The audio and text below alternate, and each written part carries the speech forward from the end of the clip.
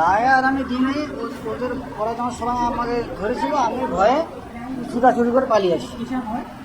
ওরা সবাই আমাকে টানে ধরছিল, আপনাকে আমার এই শার্ট ওখান থেকে খামতি ধরেছে, শার্ট টেনে ধরেছিল, ওই জন্য আমি ভয়ে পালিয়ে আসছি।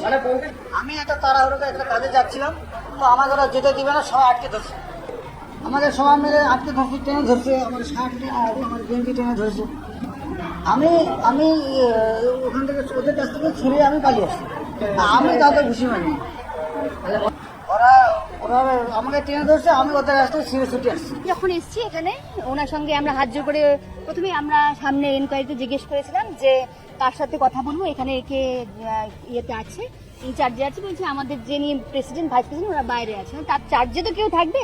তখন বলছে প্রাণ জীবন নাকি ওনার নাম বলেছে। আমি বারবার করে আমার ফোন থেকে ওনাকে ফোন করছি, ফোন এনগেজ দেখা যাচ্ছে।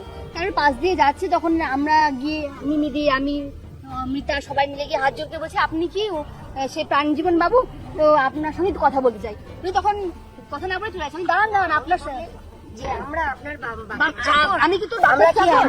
আমি কি তোর বাপের চাকর তাই বলে তখন আমি বললাম এরকম ভাবে কথা বলছেন কেন, ভদ্রভাবে কথা বলুন, আমরা এসেছি আপনাদের সাথে কথা বলতে, আপনারা আমাদের সাথে কোঅপারেশন করুন, আমরা শুধু মেয়েটার খবর চাইছি, ব্যাস এটুকুই।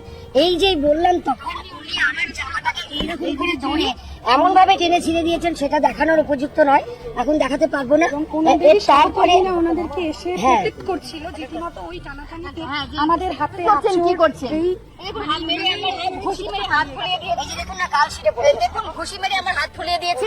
আমি ওনাকে ধরতে পেরেছি, লেগে গেল। যখন বলছি দাদা ব্যথা করছে এরকম করবেন না, তখন ওনাদের লোকজন এসে ওনাদেরকে রীতিমতো প্রোটেক্ট করে ওনাকে সাইড করে দেবো। আমরা উপযুক্ত শাস্তি চাই, ব্যাস এটাই।